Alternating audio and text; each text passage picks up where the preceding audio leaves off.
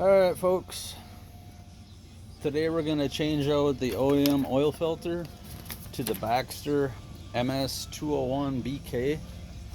It is a screw-on filter adapter that works on the 2018 Jeep Wrangler Rubicon. I'm going to get things all set up here, get the stock filter pulled out, and we'll go from there. Alright, I'm back. So to take out the stock oil filter, you're going to need a 1-inch socket, a 15/16 socket, 6-inch extension, and a 3/8 ratchet. I prefer a long handle, gives me a little more torque because that O-ring on the housing can be a little stubborn.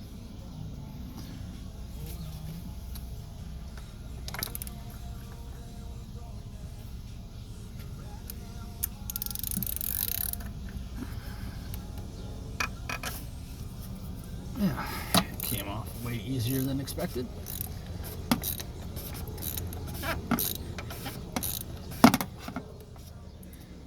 So I'm not going to bore you with this detail, but I'm going to get this taken out and get set up to put the Baxter adapter in. Be right back. Alright, I got this guy off. Already threw the filter out. Yeah, these are notorious for cracking. Just got to be careful when you take them on and off. They can get brittle.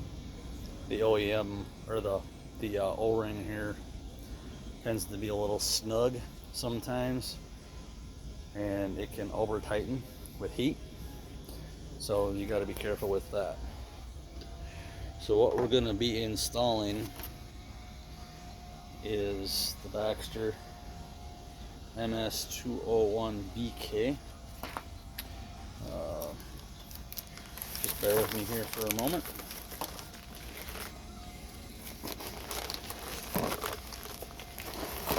Actually, I'm going to set you down for a minute and I'll be right back.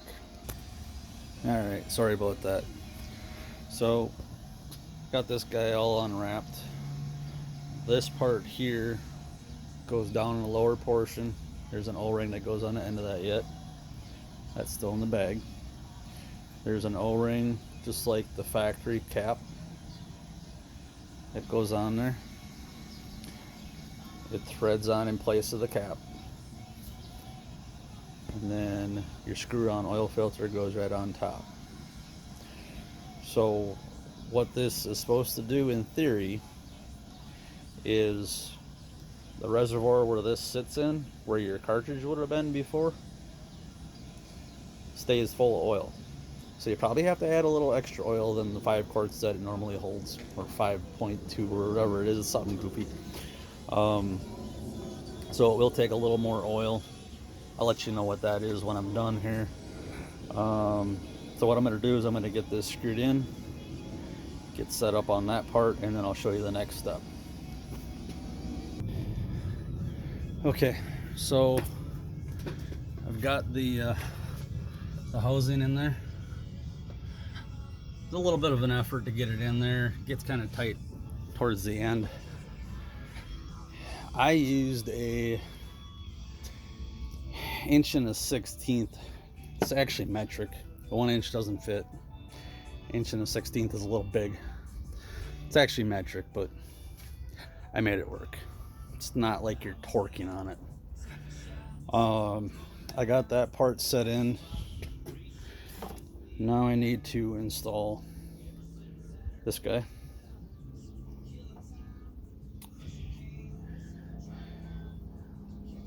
A little bleeder. It's supposed to help to when you're draining the oil. And then you also have a plug. They give you 2 holes because one hole could go past. So depending on the timing of the threads on the housing can determine where this is going to go. So it says in the instructions you got to back it off far enough to get this in there and then retighten it. So I'm going to do that next, get this put in there. I'm going to get this guy put in there, and then I'll show you after that. Okay, so the plug that you put in on the one side wasn't too bad. The elbow was a total pain in the butt. There's no room to move it, and you can't put it on there before you install the Baxter adapter. I'll show you what I'm talking about. So this guy right here, it's really a struggle to get all the way around because the hole's on the side here, so you gotta rotate it clockwise. Same thing with the plug. The plug wasn't too bad because I could get in here with an Allen wrench.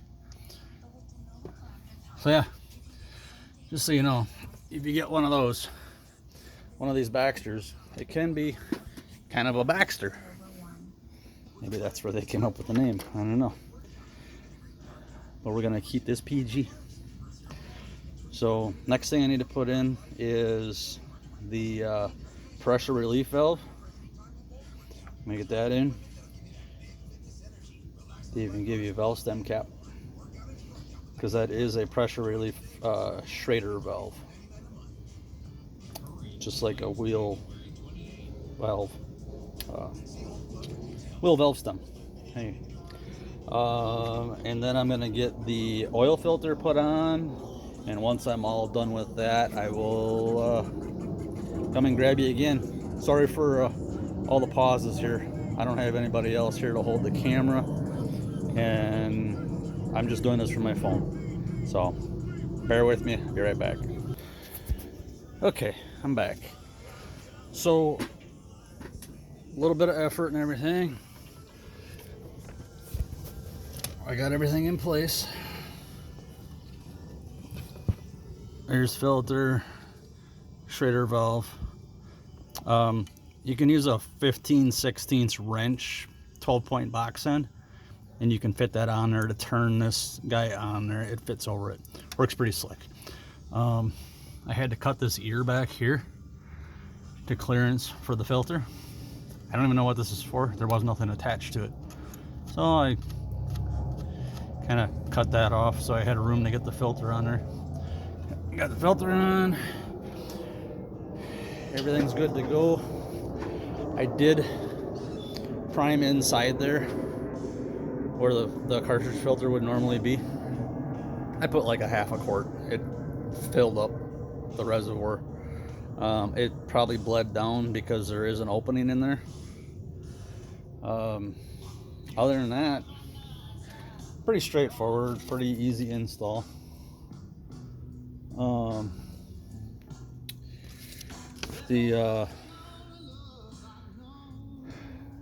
Yeah, so that's pretty much it. I hope some of this information was helpful, and if it wasn't, sorry, but you all have a good day.